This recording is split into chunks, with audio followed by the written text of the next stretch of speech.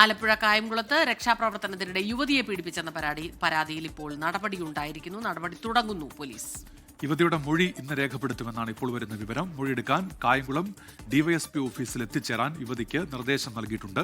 റിനു ശ്രീധറാണ് വിശദാംശങ്ങളുമായി ഇപ്പോൾ തിരുവനന്തപുരത്ത് നിന്ന് ചേരുന്നു. റിനു, ഇക്കാര്യത്തിലൊന്നും വീഴ്ചയില്ല എന്ന് പോലീസ് ഇതുവരെ വിശദീകരിക്കുകയായിരുന്നു. ആലപ്പുഴ ജില്ലാ പോലീസ് മേധാവിയും പറഞ്ഞത് അങ്ങനെയാണ്. ഇപ്പോൾ മൊഴിയെടുപ്പിലേക്ക് പോലീസ് കടക്കുന്നു. എന്തൊക്കെയാണ് വിവരങ്ങൾ?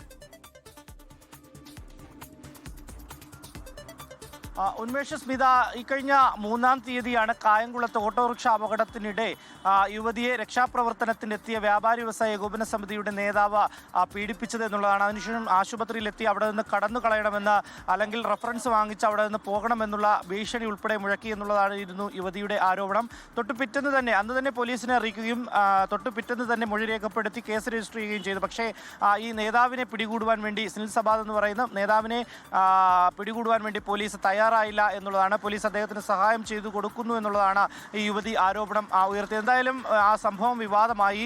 ഒരു പെൺകുട്ടി തന്നെ പീഡിപ്പിച്ചു എന്നുള്ളത് പരാതി നൽകിയിട്ട് പോലീസ് ഉണർന്ന് പ്രവർത്തിച്ചില്ല എന്നുള്ളതാണ് ആരോപണം ഉയർന്നത്.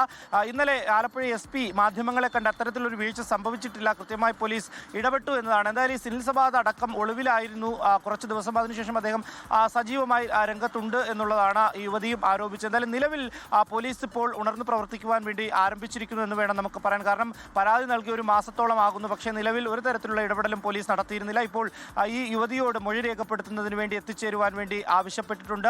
കായംകുളം DYSP ഓഫീസിൽ എത്തിച്ചേരണം എന്നുള്ളതാണ് യുവതിയോട് അറിയിച്ചിട്ടുള്ളതെന്ന് ഉച്ചയോടുകൂടി അവിടെ എത്തി യുവതി മൊഴി നൽകുമെന്നുള്ള വിവരം കൂടി നമുക്ക് ലഭ്യമാകുന്നുണ്ട്. എന്തായാലും വലിയ വിവാദമായിരിക്കുന്ന ഒരു സാഹചര്യമാണ് ഉള്ളത്. കേരള പോലീസിന് തന്നെ നാണക്കേടുണ്ടാക്കിയ ഒരു വാർത്ത, അല്ലെങ്കിൽ ഒരു ആരോപണം. എന്തായാലും നിലവിൽ ഇപ്പോൾ പോലീസ് മൊഴി രേഖപ്പെടുത്തും, മറ്റ് നടപടികളിലേക്ക് കടക്കും. യുവതിയുടെ 164 സ്റ്റേറ്റ്മെന്റ് അടക്കം മജിസ്ട്രേറ്റിന്റെ മുന്നിൽ എടുക്കുവാൻ വേണ്ടിയിട്ടുള്ള നടപടികളിലേക്കും പോലീസ് കടക്കുമെന്നാണ് വിവരം. ഉന്മേഷ, സ്മിത. ശരി, റിനു ശ്രീധറാണ് തിരുവനന്തപുരത്ത് നിന്ന് വിവരങ്ങളുമായി നമുക്കൊപ്പം ചേർന്നത്.